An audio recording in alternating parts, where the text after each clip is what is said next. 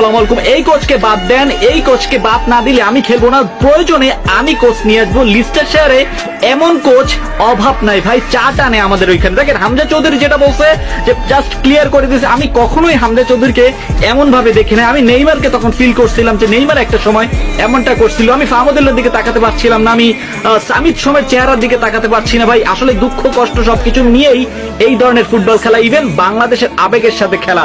আমি একটা কথা ক্লিয়ার করতে চাই, আপনি সামিদ সোমকে না নামানোর একটা অন্যতম কারণ ছিল যে ভাই সে জার্নি করছে, হ্যাং ট্যাং অনেক এক্সকিউজ দিচ্ছেন ভাই। তাকে যদি আপনি খেলাবেন 30 মিনিট, তাহলে প্রথম 30 মিনিট বা 45 মিনিট কেন খেলার নাই, এটা আমার নাম্বার 1 প্রশ্ন। দেখেন প্রশ্ন থেকে যদি শুরু হয়, তাহলে আমি লিস্টার শেয়ার থেকে এমন কোচ ভাই আপনার, হ্যাঁ জানি টাকা পয়সার অনেক দরকার আছে এই কোচের, কিন্তু ভাই যদি আপনার টাকা লাগে একটা ফান্ডিং এর ব্যবস্থা করেন, আমরা টাকা দিব। আপনি টাকা দেবেন কিনা একটু জলদি কমেন্ট করে জানাই দেন তো। বা একটা ফান্ডিং এর ব্যবস্থা করেন, প্রয়োজন আমরা টাকা দিব, কিন্তু এই কোচকে এখন পর্যন্ত এখনই বিদায় দিতে হবে। দেখেন আমি ভাই কি বলবো, প্রথম এই 4 জনকে তো নামানোই হয় নাই, কিন্তু আমাদের মধ্যে এখন পর্যন্ত সমীকরণ রয়েছে যে ভাই আমরা অ্যাটলিস্ট এশিয়া কাপে কোয়ালিফাই করতে পারবো। এখন পর্যন্ত কাগজে কলমে তার সমীকরণটা স্ক্রিনে দেখতে পাচ্ছেন। এখন কথা হচ্ছে ভাই আমাদের প্রতিটা ম্যাচই জিততে হবে। ম্যাচ জিতার পাশাপাশি আমি যে ভাই কি বলবো, লাস্ট মোমেন্টে গোল, এটা হিট অফ দ্য মোমেন্ট হয়েই যেতে পারে, কিন্তু দিন শেষে আমরা যে কয়টা গোল খাইছি, সাদুদ্দিন রে আপনি কিভাবে নেন ভাই, আমি এখন পর্যন্ত আমার মাথায় আসে না।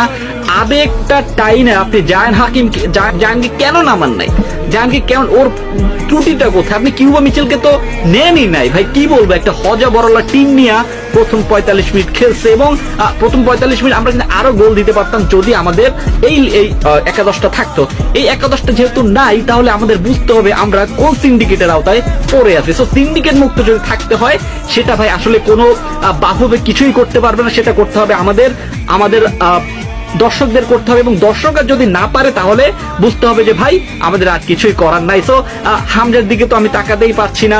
প্রত্যেকটা ক্রিকেটার সবাই বলছে যে ভাই একটু মাথা উঁচু করে দাঁড়াও, এখনো সময় আছে। সো সময়টা কখন আসবে? লিটন দাস থেকে শুরু করে মুশফিকুর রহিম থেকে শুরু করে আরো বড় বড় মাপের প্লেয়াররা তারা বইলাও দিছিল যে ভাই প্রথমে জায়ান হাকিমকে কেন নামান নাই, অমুক তমুক হ্যাং ট্যাং। এখন কথা হচ্ছে কোন কোচ বাংলাদেশে আসতে পারে। দেখেন টাকার জন্য আমরা হয়তোবা এই কোচদেরকে পাচ্ছি না। আমি বারবার বলে আসছি ভাই, টাকা লাগলে আমরা দিব, কিন্তু কোচ আপনার ভালো মানের একটা কোচ নিয়ে আসতে হবে। সো আপনি হেল্প করবেন কিনা একটু জলদি কমেন্ট করে জানান তো, এমন একটা ফান্ডিং এর যদি ব্যবস্থা হয়। সো আগামী ম্যাচ হংকং এর বিপক্ষে কেমন একাদশ দেখতে চান এবং কাদেরকে পরিবর্তন চান একটু জলদি কমেন্ট। দুর্বলতার পয়েন্ট একটা বলতে যান, তাহলে বলতে হবে আমাদের আনিসুর রহমান জিকোর অনেক বেশি দুর্বলতার ঘাটতি আমরা দেখতে পাচ্ছি। সো এই আপনার কি বলবো, এই গোল, এই আপনি গোলকি